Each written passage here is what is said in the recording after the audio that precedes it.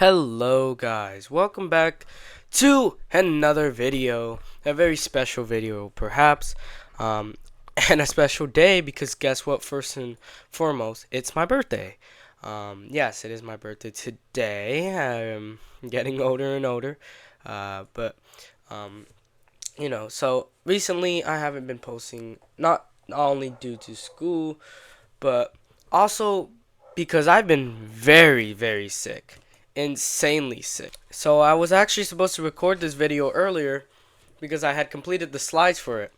But my voice was so bad, like you couldn't even recognize me. I sounded like a dying horse. So I couldn't record.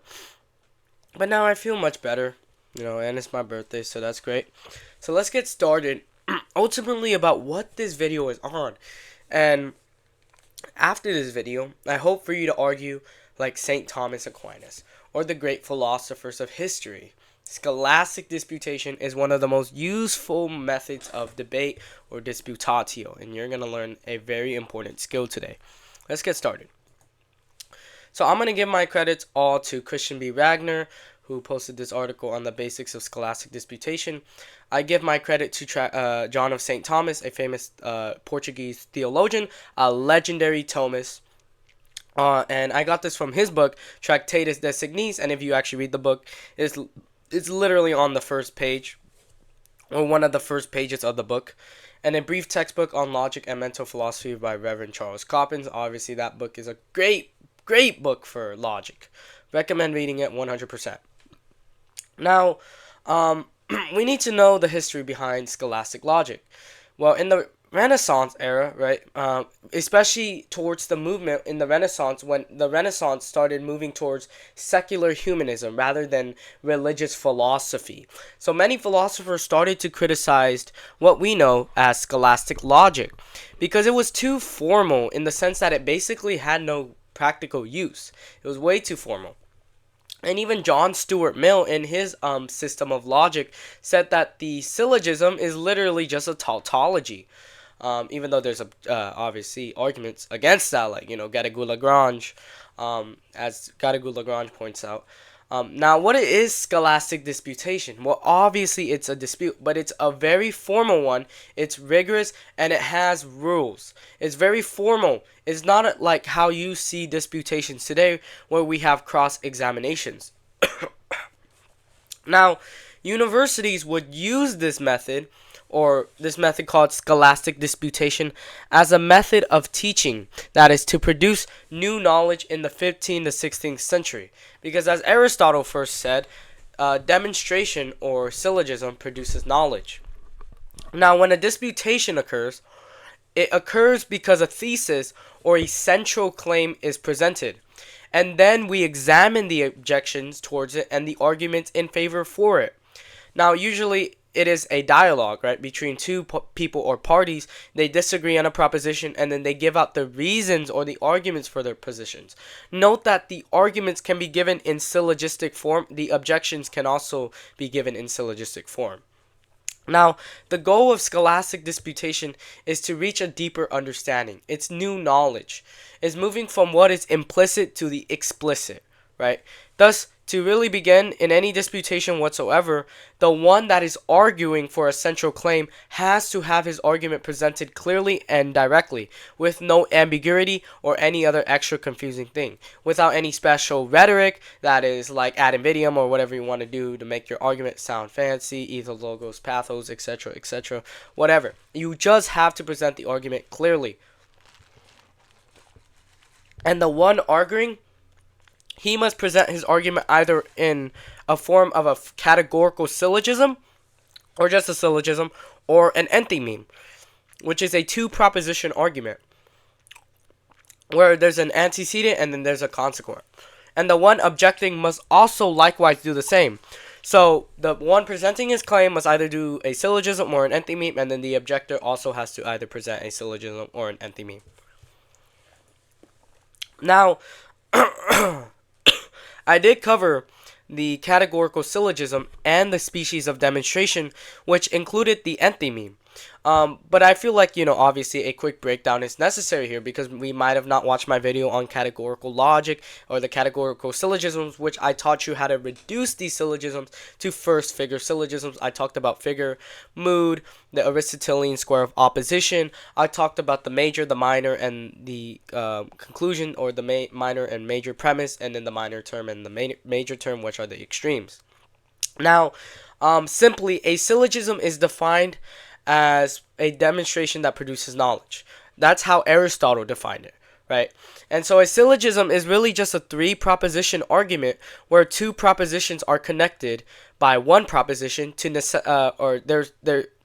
these two propositions are connected in such a way that they produce a third judgment, or what we call a proposition. In a syllogism, we have three types of propositions. That is a major premise, that is the premise containing the major term, which is the predicate of the conclusion. The minor premise containing the minor term, which is the subject of the conclusion. And then we have what we call a conclusion or consequent. Now we need to also distinguish that we need to distinguish between consequence and consequent, which we will get to. Yeah, I'm still a little bit sick, unfortunately, but I'll get through it. Now, in a syllogism, there has to be only three unique terms. This is the most common fallacy that a lot of us make nowadays whenever we present an argument in a syllogism. We usually equivocate, and the problem with equivocating is that we create four terms instead of only having three unique terms. Why? It is necessary that one term connects the other two, also known as the middle term, which is the term that appears in both premises. If you don't have a middle term, then you're cooked. Then the argument doesn't have a connection. Now, note in a syllogism, the conclusion or the consequent is connected by an elation, which is the therefore, and this is what we call the consequence. The connection itself is the consequence or what is called the elation. Thus, the structure of a syllogism would be like this, where it has four parts. Major premise: all philosophers are handsome. Minor premise: Aristotle is a philosopher. The consequence, that is the elation, that is the consequence, therefore, the consequent is Aristotle is handsome. And this is going to be super important for Scholastic Disputation in a minute, because you're going to see the options of how we approach arguments. Now, remember from Reverend Charles Coppin's brief textbook on mental philosophy and logic, all argumentation is going to be able to reduce to the categorical syllogism ultimately. So what the heck is a categorical proposition? We call something categorical if it affirms or denies absolutely the agreement of a subject with its predicate. Let's look on how to actually construct a syllogism. So first, this I really just took from my previous video on categorical syllogisms. So let's say you want to prove a central claim, that is a thesis, right, by a syllogism. You need to first find a proposition which involves the truth of your thesis, and then a second proposition that state that it does so. So here, step by step here, how to do it. Identify your main claim you want to prove. Find a proposition that implies the thesis. So let's say I want to prove that subscribing to my channel is something everyone must do. And then you state in a second proposition that it does. So I'm going to start with the premise that everybody must do what I command. And then I add the minor premise, that is, subscribing to my YouTube channel is something I command. Hence, I can draw the conclusion, that is, subscribing to my channel is something everyone must do. And it follows this structure. Now, some of you who haven't watched the previous video might wonder why this sentence, or the second proposition, is all S is C if I'm only saying subscribing to my channel, my YouTube channel, is something I command. I mean, it sounds like a particular claim, right? No. The reason why it's all S is C is because subscribing to my YouTube channel is taken in its full extension. That means that the subject of my second proposition is distributed.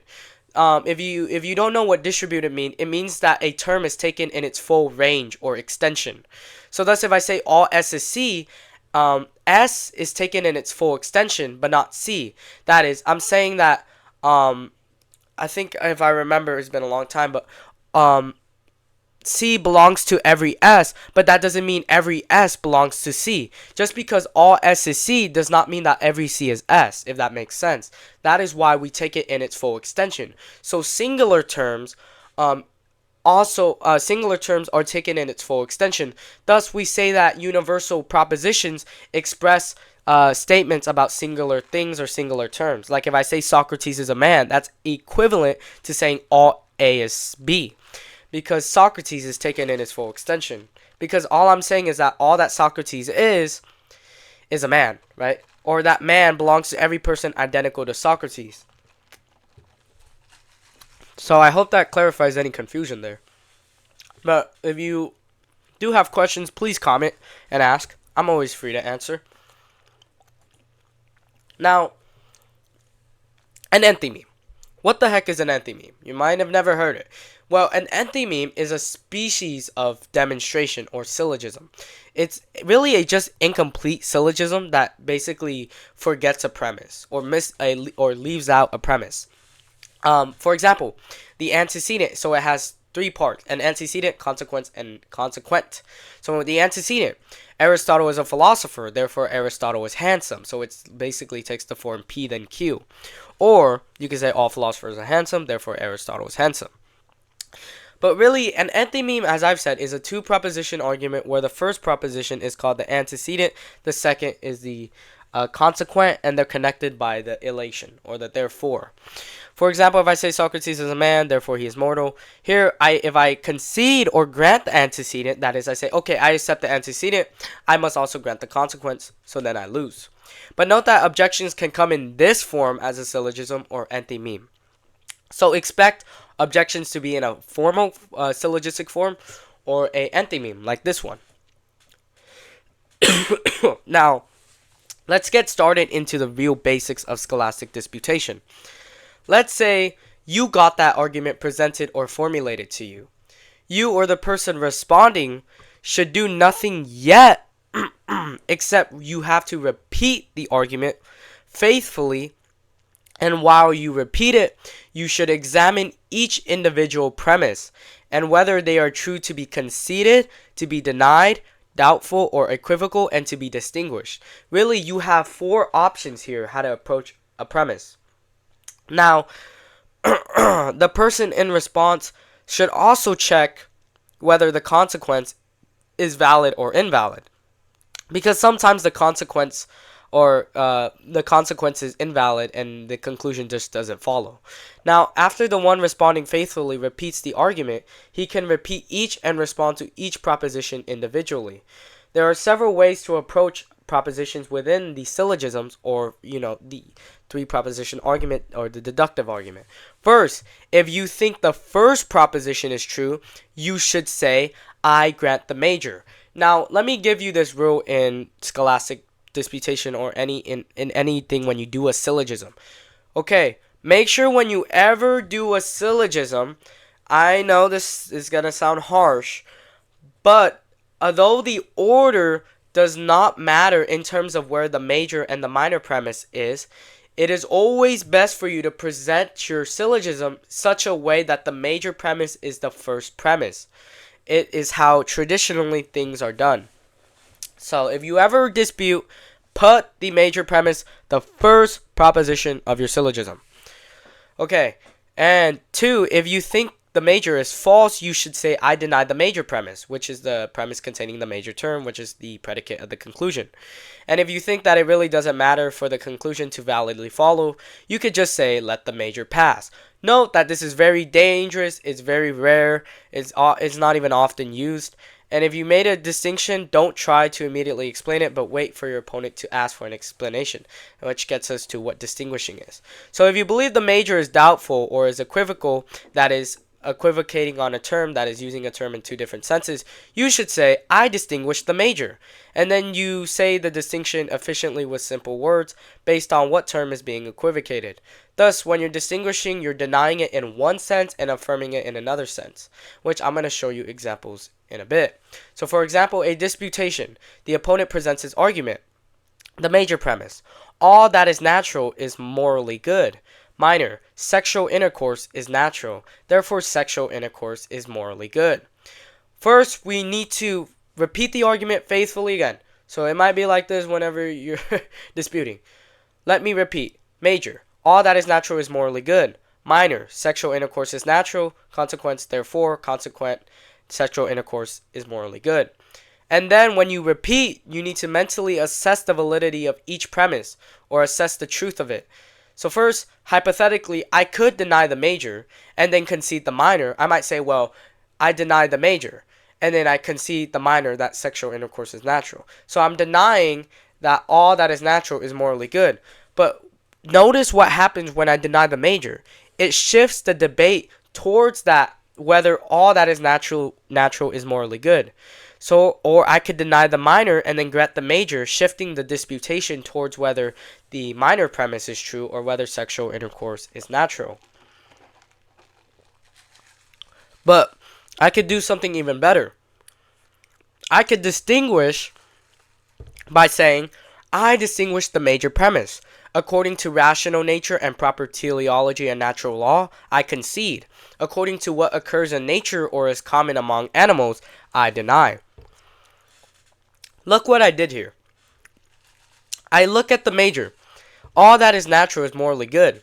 And I notice that it's true in one sense, but false in another. That's what it means to distinguish. So if I say I distinguish the major, all that is natural is morally good according to rational nature and natural law, I concede. But if all that is natural is morally good according to what occurs in nature or is common among animals, I deny that.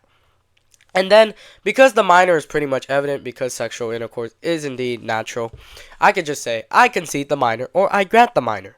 And then I look at the consequent, and I say, I distinguish the consequent. According to reason and natural law, meaning no adultery, which is cheating, I grant. According to as if all sexual intercourse is morally good because it is natural, I deny. So I really kind of just almost put the same distinction on, and thus at this point the two parties may come into agreement, right? Your opponent say, oh yeah, I agree with you. I agree that sexual intercourse is morally good if and only if done right. But a further objection could be given because they might also say, well, no, all sexual intercourse is morally good, and then it shifts the debate to your what you distinguished. All right, let's move on. Alright, and in the same way in which we can approach a major, we can likewise do the same to the minor. For the conclusion, if it has to be conceded, we have to say, I grant the consequence. And if deny, you say, I deny the consequence. It's also to say, I grant the inference or I deny the inference. But this gets trickier because if we have to distinguish the conclusion, we never ever say in disputation, I distinguish the consequent, because what are you distinguishing? Remember what is it called? But yeah, if you have to distinguish the conclusion, I'm sorry, I just totally messed up my whole words. If we have to distinguish the conclusion, we never ever say I distinguish the consequence, because what is there to distinguish? Because the consequence, remember, is an elation. It's the therefore. How can you distinguish the therefore? Thus, we say I distinguish the consequent and not I distinguish the consequence. And as the reason, as I've noted, the consequence itself, that is just the therefore, it's not an assertion that's able to be true or false. Rather, we say that the elation or consequence is valid or invalid, or the inference. Now, a simple definition of a distinction is one that falls upon an equivocation or ambiguity in a proposition, so far as the proposition has diverse senses in signifying a truth, not upon the correctness itself of an elation. And the consequent, which is the elated proposition, can be certain or ambiguous or equivocal. Thus, when it is equivocal, we would say, I distinguish the consequent. But if the consequent is to be granted or denied, we say, I deny the consequence or I grant the consequence, since denying or conceding the consequent relies on doing that to the consequence. But we never ever say, I deny the consequent or I grant the consequent. So just to recap, if we want to distinguish the conclusion, we say, I distinguish the consequent. If we want to deny the conclusion or accept it, we say, I grant the consequence, or I concede the consequence. I deny the consequence, right? Now, Whenever you ever make a distinction within a proposition, that distinction has to be applied as many times as the same equivocation occurs. You don't need to make another distinction unless a misunderstanding appears that wasn't cleared up by the first one. And whenever a claim is false, make sure to usually deny it, since it's always safer than letting it pass. And if you don't fully understand the meaning of the statement and therefore can't judge if it's true, false, or ambiguous, you have to ask the person who made the argument to explain what they mean and repeat their explanation faithfully. Once they've explained, you should repeat that explanation to make sure you understand. Now, going back to distinguishing, a premise can be distinguished in 4 ways. And this is what I got from Cushion B. Wagner, which is a really good really good topic he mentioned. Alright, so if the middle term, which is the term that appears in both premises of a syllogism, if it's taken in 2 different senses, and in this scenario, you have to distinguish both the major and minor premise. When there is an equivocation in the middle term of the minor premise, we are said to contradistinguish the minor, meaning affirmed when combined with the major premise in one sense and then yet denied with another when combined with the major premise in another sense. I'm going to show you examples of contradistinguishing in a bit because I've laid out examples in the end. Second, the major term can be taken in 2 senses. Thus, the major premise and the conclusion are distinguished. The minor term may be taken in 2 senses where the minor and the conclusion are distinguished. And then, fourthly, you have when distinguishing the major or minor, it's sometimes necessary to make another distinction of the same premise. And this is what we call sub-distinguishing. So it's a second step above first order distinguishing. Now, in Scholastic Disputation, whenever you respond to an argument, make sure to answer with the least few words necessary, and only focus on the form of the argument. Do not give a reason for everything you say unless that reason is asked for, because the person making the argument should carry the entire weight of proving their point or burden of proof. Now, the person who's presenting the argument should not make many presuppositions at all or introduce many middle terms, nor should they give super long or excessively long propositions. Instead, they should stick to the basic structure of the argument and focus on providing evidence. They should also ask questions if it's necessary or if the point hasn't been clear yet. Otherwise, you and they need to focus on proving your case directly. Thus, the person arguing must always proceed through the same middle term, because if you switch to a middle term, it will amount to exhausting the argument, and the argument will never come to a resolution. So it must stick through the same middle term through its causes and principles, or in deducing a fallacy, which just means, in other words, when you make an argument, stick to the same idea. You should always explain this idea by showing why it happens and the basic principles behind it, or in exposing a fallacy. Now, one should never switch to another middle term. As I've said, you should never repeat a proof, because this will make the disputation excessively longer and confusing, and it will not be productive. Lastly, you shouldn't always use a syllogism, but sometimes you need to use an enthymeme, since it's shorter, right? Because remember, an enthymeme is an incomplete formal syllogism where it's missing a premise, and because it's shorter, it's brief and concise, and it leaves something unsaid that is a premise missing, it makes it harder for your opponent to actually respond, because they have to figure out the missing details or premise themselves. Remember, in my previous video, I said that whenever you critique an enthymeme, always supply the hidden premise and critique from there. Now, the duty or the task of the moderator, because every disputatio must have a moderator for it to be a formal disputatio, to make sure things are going right. Now, the duty or the task of the moderator of the disputation or dialectic is to first understand and pay attention to the entire progress of the arguments or disputation. Secondly, the moderator, as a moderator, right, has to make sure that both sides are actually following the rules or the form for arguing and responding. The moderators, a moderator should not take over the role of the person responding or any debater at all. Rather, they need to carefully suggest instead of getting in the way. So, what I mean by suggesting is what is needed in the moment of the one responding. Maybe the moderator will suggest a denial, a concession, or a distinction within some proposition. Or they might ask, would you like to concede, deny, or make a distinction? Then finally, the moderator must give a brief judgment at the end of the debate or disputation and clarify any points that are still unclear. Alright, now before we get into the examples of disputation, I need to let you know that disputation or scholastic disputation is very different from the debates you see today, especially in online. Because in online debates, there's a lot of cross-examination, meaning that people get to directly face-to-face talk to each other, debaters get to respond to each other face-to-face and ask questions. And you might see this a lot in YouTube. Especially, I'm pretty sure that's Jubilee, a lot of debate channels.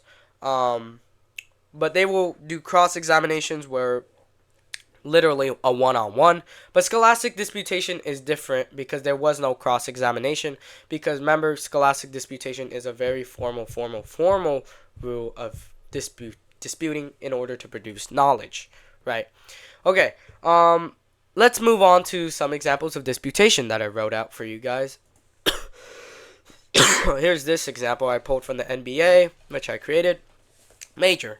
The player with the most NBA championship rings is the greatest of all time. Whoa. You might already think about that right there. So faithfully repeat the argument and then assess the validity of each. Minor. Bill Russell has the most NBA championship rings. Yes, he does. He has 11 rings, by the way. Therefore, Bill Russell is the greatest of all time, which is cap, because I believe Kobe is the greatest. Now, let's distinguish the major, right? Because what does it mean? What do you mean by greatest of all time, right? Okay, so I would say I distinguish the major, greatest of all time according to accolades. Yes, I concede that. I grant that. But if you're talking about skill and athleticism, I deny. So although Bill Russell has the most rings and is the greatest of all time according to rings and accolades, he is not the greatest according to skills. So see what I'm doing there. When I distinguish the major, I'm affirming it in one sense, but I'm denying it in another sense, right? And then further, I just grant the minor because it is true that Bill Russell does indeed have the most NBA championship rings. So I say I grant the minor, and then further, I distinguish the consequent. Because remember, you need to apply the distinction as many times as it appears. So I distinguish the consequent, right? And I never say I distinguish the consequence, because the consequence is just an elation or the therefore, which is neither true or false. So when I distinguish the consequent, I say, if according to accolades that Bill Russell is the greatest of all time, I concede. But if you're talking about skill and athleticism, I deny. And then I might say, well, Kobe and Michael Jordan had way greater athleticism than Bill Russell. Although respect to both of them. That is Kobe and Bill Russell. Rest in peace. Alright, here's another example. Oops, sorry, my fan just got... Okay, here's another example. Major. A tree is a substance, a triangle is a shape. Therefore, mathematics is a subject of study. What the heck is this argument? It's so loose and there's just no connection. Here the major and the minor and the consequent are true or are granted, but the consequence is invalid, and this argument just is a total fallacy because there's no middle term and something, right? There's no connection. And then, although we might concede both of the major and the minor, we say I deny the consequence, and because the consequent is not contained within the premise. Remember, a syllogism is a demonstration where the conclusion is contained in the premises.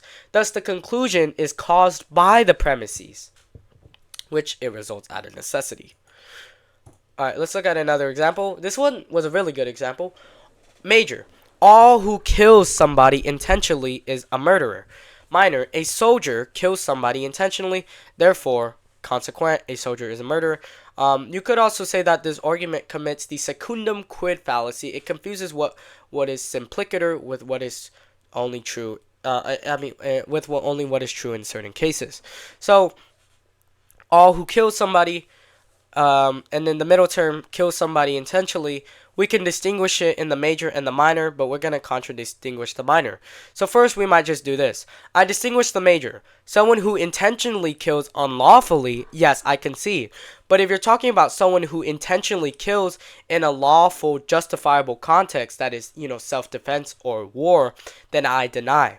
Further, I contradistinguish the minor by killing intentionally as an act of unlawful murder, I deny, and a soldier killing somebody intentionally as an act of justifiable killing, I concede. Notice the difference. In the first in the first distinguishing of the major, when I distinguish the major, I concede of the someone who intentionally kills in a lawful I deny I concede someone who intentionally kills unlawfully, but then when I distinguish the minor, I deny that killing intentionally as an act of unlawful murder applies to a soldier. So that is what is meant by contradistinguishing. And then thus, I deny the consequence because a soldier is not a murderer. Right? We wouldn't say World War II veterans are murderers unless they really did something awful, right? Alright.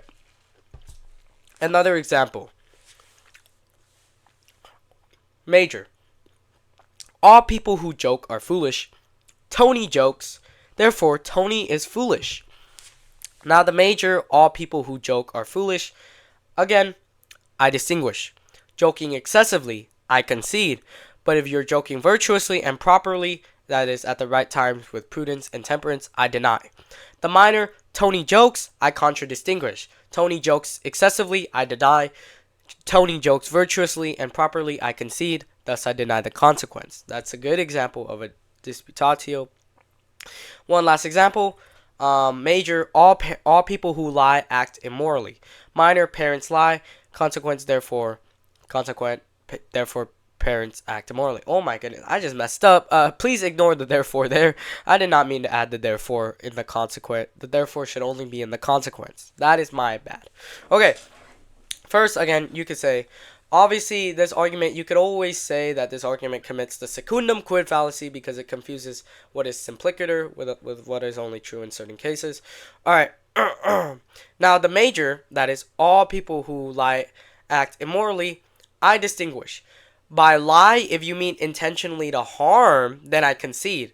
But if you mean lie according to will greater good over evil, I deny. Right? Because parents sometimes lie to kids because they care for them or they want to will greater good. So I deny. The minor, that is, the parents lie, I contradistinguish. Parents lie intentionally to harm, I deny. Parents lie to will greater good over evil, then I concede. Thus, I deny the consequence. And so that is just an example, few examples of disputatio. Let's recap on the steps to disputatio. First, choose a thesis or central claim you want to prove, or disputed, that is affirmed or denied. 2, reduce all your arguments to form or proper logical form, that is, proper syllogistic form. 3, strip away all unnecessary language, ambiguous terms, or rhetorical flourishes.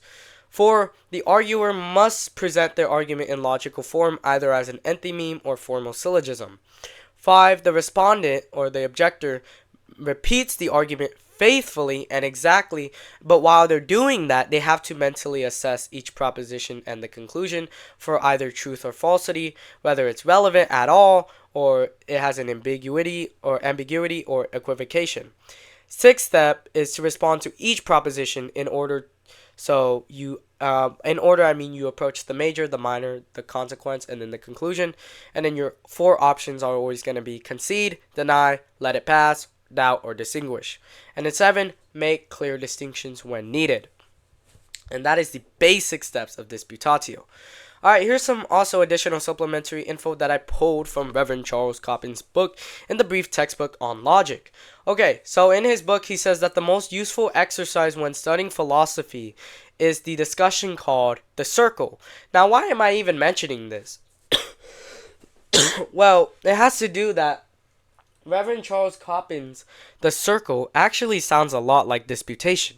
Now, the circle is where a student is chosen to defend on a given day, during about 30 minutes, that is half an hour, any thesis that has been explained in the class. So the thesis could be like, pineapple is good on pizza, right? And then you pick two other students to object. So they're the objectors, they're the attackers. They're going to try to attack that thesis. They're trying to say, no, pineapple does not belong on pizza, right? And then they're going to argue against it. Here's the thing, though. The whole circle or discussion is conducted entirely in strict syllogistic form or enthymeme or reasoning. Now, the discussion is started or opened by the first one objecting, who challenges the defender to prove his thesis. And then the defender of the thesis should explain the meaning of the thesis and then go on to give the proof for it in a form of syllogism. He may add, if necessary, the proof of the major or minor premise, or even both. So if he wants to prove that pineapple is good on pizza, he might say that all that is sweet is good on pizza. Pineapple is sweet, therefore pineapple is good on pizza. That's a valid argument. He gives his proof in a syllogistic form. And then he may also add, if it's necessary, a proof to the major or minor. But remember, this is what we call the epikyrema. If you remember, you watched my video on species of demonstration. A epikyrema is where a syllogism has a proof attached to one of its premises. And then we have a complex epikyrema where there's two proofs in the two premises of the syllogism, or even both. Now, this is when the objector may come in and attack either the demonstration or thesis. But to this he must offer a counter-syllogism, or his objection in a syllogism, the conclusion of which is contradictory to the thesis or the validity of the proof. And then the defender repeats the objections of his opponent faithfully, as we have said what you need to do, in the very words of the opponent, and then he replies separately to each individual proposition. Alright, so where such disputation or the circle has a set of formal rules, two parties, point of disputatio is to produce knowledge, starts with a central claim and a defender and objector, that is two parties, at least two parties. All arguments must be given in a formal syllogism or enthymeme, and in Coppins is basically giving us an insight into scholastic disputation. And that is basically it for this video. I hope you guys learned a lot about scholastic disputation. If you have any questions at all whatsoever, please ask me. I'm trying my best out here to teach. I love doing this. It is my passion, and thank you for watching.